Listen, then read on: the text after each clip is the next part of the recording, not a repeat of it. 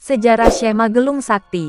Syekh Magelung Sakti pada awalnya bernama Syarif Syam karena berasal dari negeri Syam. Beliau memiliki rambut yang panjang menyentuh tanah dan tidak bisa dipotong. Konon, ia berkeliling untuk mencari orang yang bisa memotong rambutnya untuk dijadikan sebagai guru.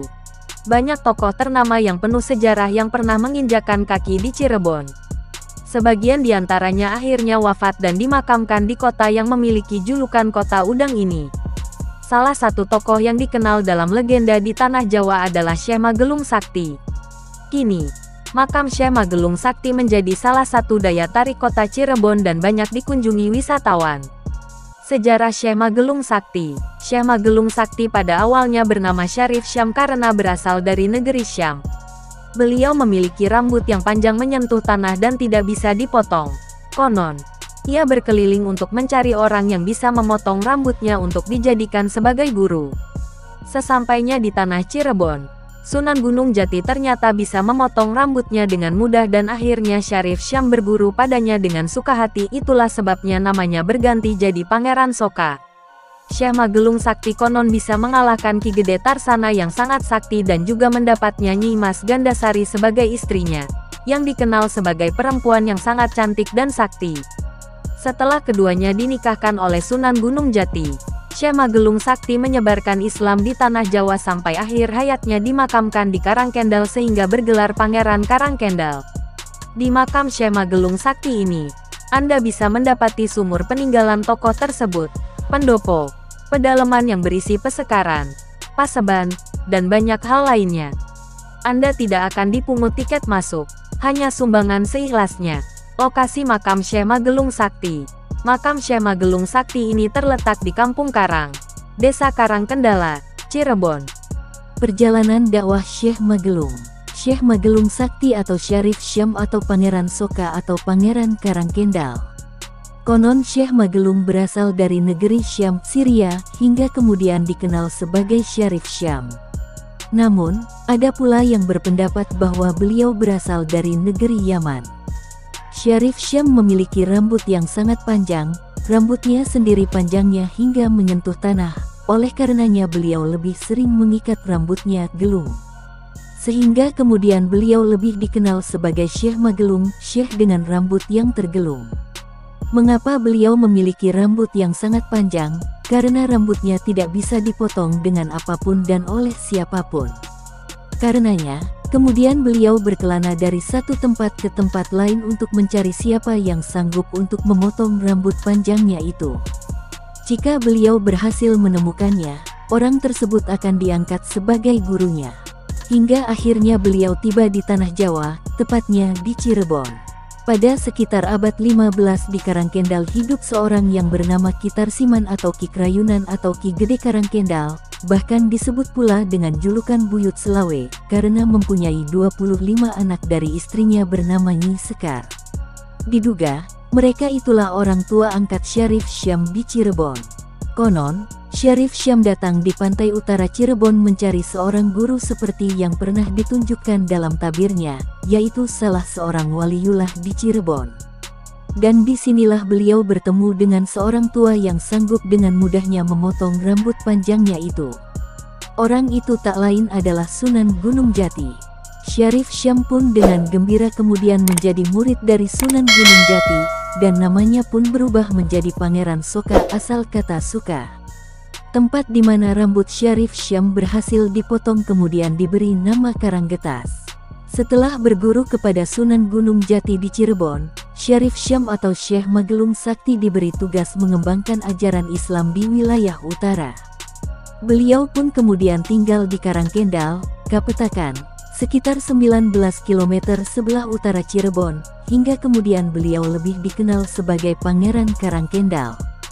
Sesuai cerita yang berkembang di tengah masyarakat atau orang-orang tua tempo dulu, pada masa lalu Syekh Magelung Sakti menundukkan Ki Gede Tarsana dari Kertasemaya, Indramayu, sehingga anak buah Ki Tarsana tersebut yang berupa makhluk halus pun turut takluk. Namun, makhluk gaib melalui Ki Tarsana meminta syarat agar setiap tahunnya diberi makan berupa sesajen rujak wuni. Dari cerita inilah selanjutnya, tradisi menyerahkan sesajen daging mentah tersebut berlangsung setiap tahun di Karangkendal. Sosok Syekh Magelung Sakti tidak dapat dilepaskan dari Nyi Mas Gandasari, yang kemudian menjadi istri beliau. Pertemuan keduanya terjadi saat Syekh Magelung Sakti yang dikenal juga sebagai Pangeran Soka, ditugaskan untuk berkeliling ke arah barat Cirebon. Pada saat beliau baru saja selesai mempelajari tasawuf dari Sunan Gunung Jati, dan mendengar berita tentang sayembara Nyi Mas Gandasari yang sedang mencari pasangan hidupnya. Babat Cirebon juga tidak jelas menyebutkan siapakah yang dimaksud sebagai putri Mesir itu. Namun, menurut masyarakat di sekitar makam Nyi Mas Gandasari di Panguragan, dipercaya bahwa Nyi Mas Gandasari berasal dari Aceh, adik dari Tubagus Pasei atau Fatahillah, putri dari Mahdar Ibrahim bin Abdul Ghafur bin Barkah Zainal Alim. Beliau diajak serta oleh Ki Ageng Selapandan sejak kecil dan diangkat sebagai anak saat sepulangnya menunaikan ibadah haji ke Makkah. Versi lain menyebutkan bahwa Nyi Mas Gandasari, yang sebenarnya adalah putri Sultan Hud dari Kesultanan Basem Paseh berdarah Timur Tengah, merupakan salah satu murid di pesantren Islam Putri yang didirikan oleh Ki Ageng Selapandan.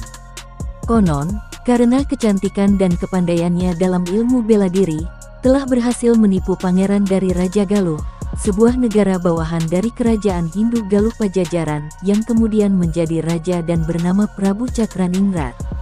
Pada waktu itu, Cakraningrat tertarik untuk menjadikannya sebagai istri. Tak segan-segan beliau pun diajaknya berkeliling ke seluruh pelosok isi kerajaan, bahkan sampai dengan ke tempat-tempat yang amat rahasia. Hal inilah yang kemudian dimanfaatkan oleh Pangeran Cakrabuana, orang tua angkat Nyi Mas Gandasari, untuk kemudian menyerang Raja Galuh.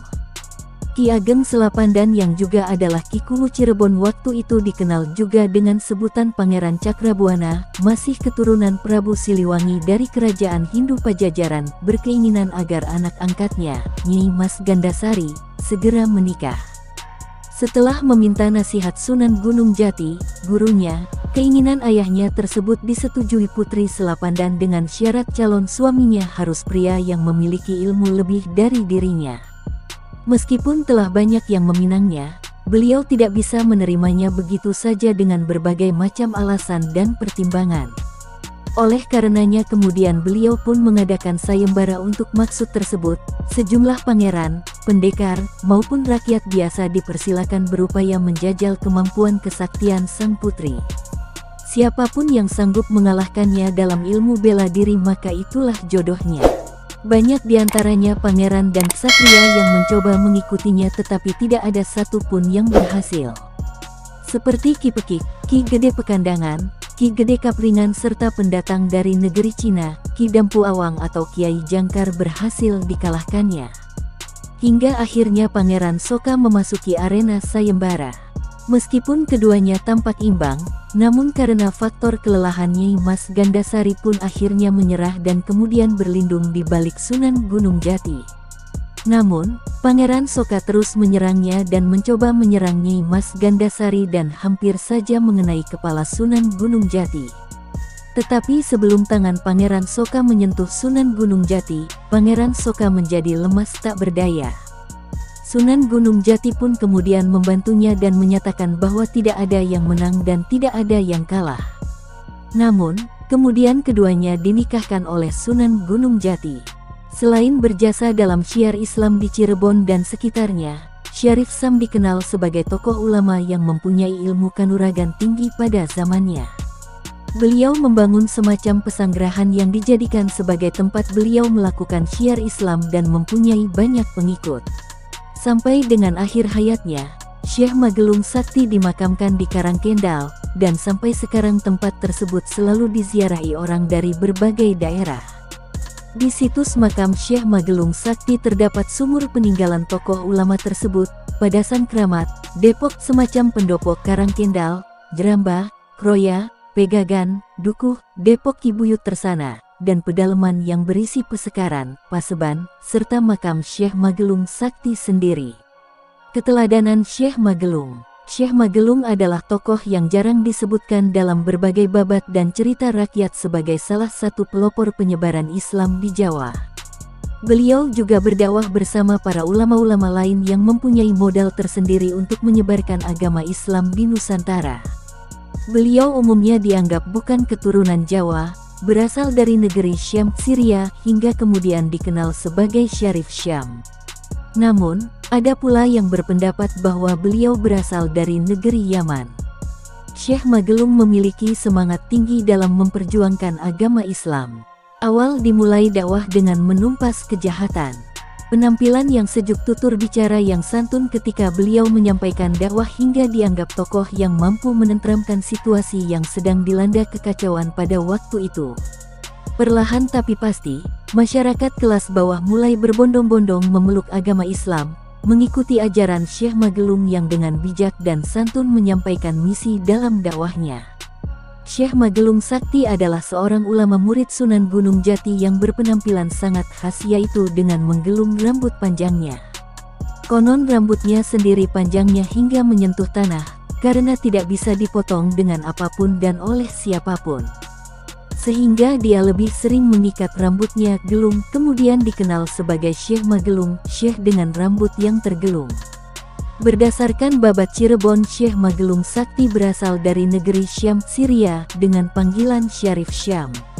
Saat kanak-kanak Syarif Syam tergolong bocah yang jenius, tak salah jika pada usia 7 tahun, di kalangan guru dan para pendidiknya dia telah menyandang panggilan sebagai sufi cilik. Agaknya inilah yang menyebabkan kenapa dikala itu dia menjadi anak yang diperebutkan di kalangan guru besar di seluruh negara bagian Timur Tengah. Bahkan di usia 11 tahun, dia telah mampu menempatkan posisinya sebagai pengajar termuda di berbagai tempat ternama, misalnya Madinah, Makkah, Istana Raja Mesir, Masjidil Aqsa, Palestina, dan berbagai tempat ternama lainnya. Walau begitu, dia juga banyak dihujat oleh ulama, karena kian hari rambutnya kian memanjang tak terurus. Sehingga dalam pandangan mereka, Syarif Syam terkesan bukan sebagai seorang pelajar sekaligus pengajar religius yang selalu mengedepankan tata krama. Pelecehan dan hinaan yang kerap diterimanya, membuat Syarif Syam mengasingkan diri selama beberapa tahun di salah satu goa di daerah Haram, Mekah. Hal itu dikarenakan rambut Syarif Syam semakin panjang. Namun dia bukannya tak mau mencukur rambutnya yang lambat laun jatuh menjuntai ke tanah. Tapi apa daya, walau telah ratusan kali berikhtiar ke belahan dunia lain, tetapi dia belum pernah mendapatkan seseorang yang mampu memotong rambutnya itu. Konon, sejak dilahirkan ke alam dunia, rambut Syarif Syam memang sudah tidak bisa dipotong oleh sejenis benda tajam apapun. Sehingga pada usia 30 tahun, Syarif Syam diambil oleh Istana Mesir untuk menjadi panglima perang dalam mengalahkan pasukan Romawi dan Tartar. Dari sinilah namanya mulai masyhur di kalangan masyarakat luas sebagai panglima perang sakti di antara para prajurit perang yang ada sebelumnya. Betapa tidak, jika kala itu kepiawaian seorang panglima perang bisa terlihat pada saat mengatur strategi perang serta keandalannya memainkan pedang, tombak serta ketepatan dalam memanah.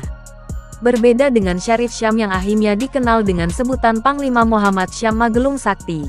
Jika dia mengibaskan rambutnya yang panjang dan keras mirip kawat baja ke arah musuh-musuhnya, akibatnya sudah dapat diduga. Para musuh tak ada yang berani mendekat, dan lari pontang-panting karenanya. Sampai di usia 32 tahun, selama 12 tahun kemasyhurannya sebagai sosok Panglima Perang berambut sakti itu benar-benar tak tertandingi. Hingga pada usia 34 tahun dia mendapat petunjuk yang mengharuskannya mencari guru sebagai pembimbingnya yang juga dapat memotong rambutnya. Dan tanpa banyak pertimbangan, dia langsung meninggalkan Istana Raja Mesir yang saat itu benar-benar amat membutuhkan tenaganya. Dengan perbekalan secukupnya dan berteman ratusan kitab, Syarif Syam pun mulai mengarungi belahan dunia dengan menggunakan jukung, sejenis perahu kecil bercadik. Dalam perjalanan ini, dia pun mulai singgah dan bahkan mendatangi beberapa ulama terkenal untuk menerimanya sebagai murid. Di antaranya Syekh Zatul Ulum di Libanon, Syekh Atijani di Yaman bagian selatan, Syekh Qawi bin Subhan bin Arsi di Beirut, Syekh Asamargondi bin Zubair bin Hasan India, Syekh Muawiyah As-Salam, Malaita, Syekh Mahmud, Yerusalem, Syekh Zakaria bin Salam bin Zab Tunisia, Syekh Marwan bin Sofyan Sidrul Muta'alim, Campa, dan masih banyak yang lainnya. Tapi, Walau begitu banyak para waliullah yang didatangi, tak satu pun di antara mereka yang sanggup memotong rambutnya.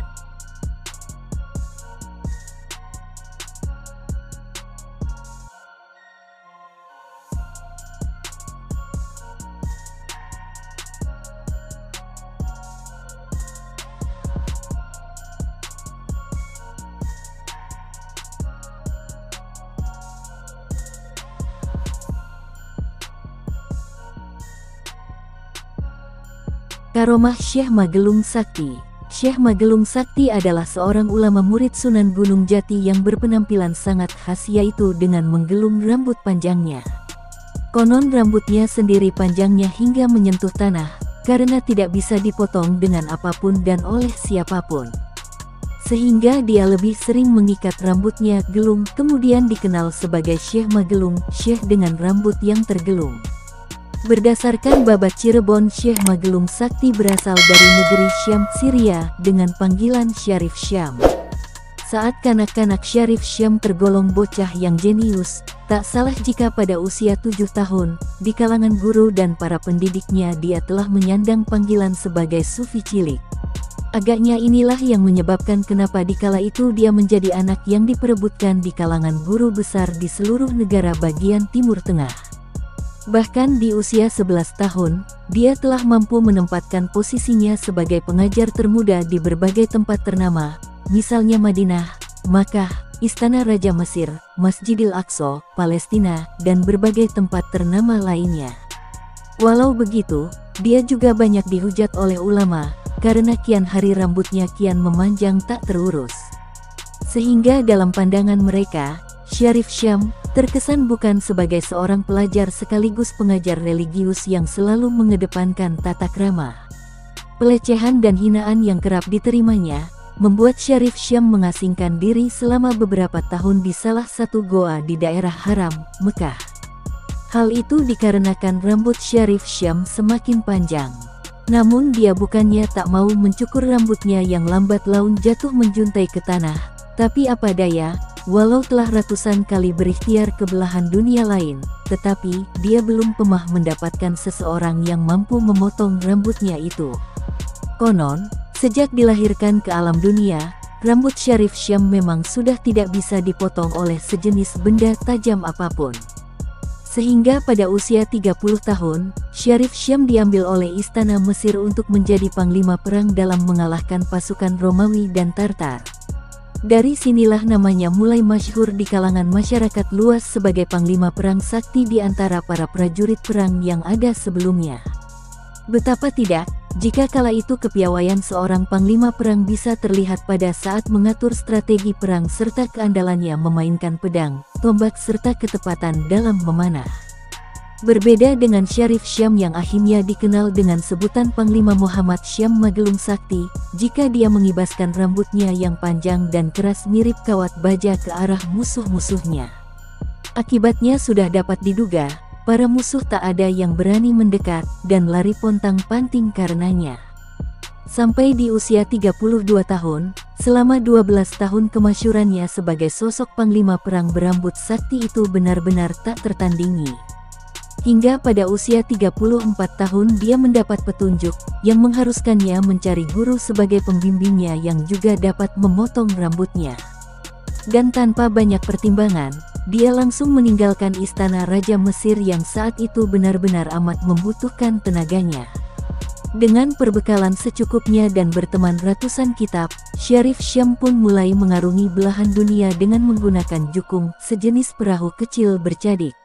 Dalam perjalanan ini, dia pun mulai singgah dan bahkan mendatangi beberapa ulama terkenal untuk menerimanya sebagai murid, di antaranya Syekh Zatul Ulum di Libanon, Syekh Atijani di Yaman bagian selatan, Syekh Qawi bin Subhan bin Arsi di Beirut, Syekh Asamargondi bin Subair bin Hasan India, Syekh Muawiyah As-Salam, Malaita, Syekh Mahmud, Yerusalem, Syekh Zakaria bin Salam bin Zab Tunisia, Syekh Marwan bin Sofyan Sidrul Muta'alim, Campa, dan masih banyak yang lainnya. Tapi, walau begitu banyak para waliullah yang didatangi, tak satu pun di antara mereka yang sanggup memotong rambutnya. Kemudian Syarif Syam ini terus berkelana pergi dari satu tempat ke tempat lain untuk mencari siapa yang sanggup untuk memotong rambut panjangnya itu. Jika dia berhasil menemukannya, orang tersebut akan diangkat sebagai gurunya. Hingga suatu hari, dia bertemu dengan seorang pertapa sakti Resi Purba Sang Hyang Dursasana Prabu Kala Sengkala di perbatasan Selat Malaka. Dari sang resi inilah Syarif Syam mendapat kabar jika rambutnya dapat dipotong oleh salah seorang wali di tanah Jawa. Mendengar itu, Syarif Syam sangat senang dan seketika minta diri untuk langsung melanjutkan perjalanannya menuju ke tanah Jawa. Dan setibanya di pesisir Pulau Jawa, Syarif pun singgah di suatu pedesaan sambil tiada hentinya bertafakur memohon kepada Allah SWT agar dirinya dapat dipertemukan dengan wali yang selama ini diimpi-impikannya. Dan tepat pada malam Jumat Kliwon, di tengah keheningan malam Syarif Syam mendapat petunjuk jika wali yang ditemuinya berada di Cirebon yaitu Sunan Gunung Jati. Hingga akhirnya Syarif Syam tiba di Cirebon. Dan benar saja, ketika di Cirebon inilah Syarif bertemu dengan orang tua yang dengan mudahnya memotong rambut dia. Tempat di mana rambut Syarif Syam berhasil dipotong kemudian diberi nama Karanggetas. Orang tua itu yang kemudian belakang diketahui bernama Sunan Gunung Jati pun sesuai dengan nazarnya akhirnya menjadi guru dari Syekh Magelung Sakti dan berganti nama menjadi Pangeran Soka. Selepas menjadi murid Sunan Gunung Jati, Syekh Magelung Sakti atau Pangeran Soka kemudian ditugaskan oleh gurunya tersebut untuk menyebarkan agama Islam di Cirebon bagian utara. Selain nama Syekh Magelung Sakti dan Pangeran Soka, Syarif Syam juga memiliki gelar Pangeran Karangkendal. Nama Pangeran Karangkendal sendiri dia dapat karena ketika sekitar abad 15 saat ditugaskan untuk menyebarkan agama Islam di wilayah utara. Dia tinggal di desa Karangkendal, Kapetakan kurang lebih 19 km sebelah utara Cirebon. Di desa ini pun Syekh Magelung Sakti kemudian diangkat anak oleh penguasa Karangkendal yang bernama Ki Tarsiman yang mempunyai nama lain Ki Krayunan atau Ki Gede Karangkendal, bahkan disebut pula dengan julukan Buyut Selawe, karena mempunyai 25 anak dari istrinya yang bernama Nyi Sekar. Syekh Magelung Sakti mempunyai seorang istri yang juga memiliki nama besar di wilayah Cirebon yakni Nyi Mas Gandasari. Menurut Babat Cirebon sebelum menikahi wanita sakti tersebut, Syekh Magelung Sakti mendengar sayembara bahwa ada bangsawan cantik bernama Nyi Mas Gandasari yang sedang mencari pasangan hidupnya. Berita mengenai sayembara tersebut didapatnya saat Syekh Magelung Sakti ditugaskan oleh Sunan Gunung Jati untuk berkeliling ke arah barat Cirebon. Sayembara tersebut menyebutkan barang siapa yang mampu mengalahkan Nyi Mas Gandasari maka dia akan bersedia menjadi istri dari orang yang berhasil mengalahkannya dalam adu kesaktian tersebut. Banyak diantaranya pangeran dan ksatria yang mencoba mengikuti sayembara tetapi tidak ada satupun yang berhasil, hingga akhirnya Syekh Magelung Sakti terjun ke arena sayembara. Pada dasarnya kemampuan dan kesaktian dari keduanya berimbang. Hanya saja karena faktor kelelahan akhirnya Nyi Mas Gandasari pun menyerah dan berlindung di balik punggung Sunan Gunung Jati. Namun, meski Nyi Mas Gandasari sudah berlindung di balik punggung Sunan Gunung Jati, Syekh Magelung Sakti masih tetap saja menyecarnya dengan serangan-serangan mematikan hingga dalam satu kesempatan tinju sang Syekh hampir saja mengenai kepala dari Sunan Gunung Jati. Tetapi, anehnya sebelum tinju itu mendarat di kepala Sunan Gunung Jati, dengan serta-merta Syekh Magelung Sakti jatuh lemas. Sunan Gunung Jati pun akhirnya memutuskan bahwa dalam pertempuran tersebut tidak ada yang kalah ataupun menang. Meskipun begitu, Sunan Gunung Jati tetap menikahkan keduanya dan mereka pun akhirnya resmi menjadi suami istri. Setelah keduanya dinikahkan oleh Sunan Gunung Jati, Syekh Magelung Sakti menyebarkan Islam di tanah Jawa sampai akhir hayatnya dimakamkan di Kampung Karang, Desa Karangkendala, Cirebon.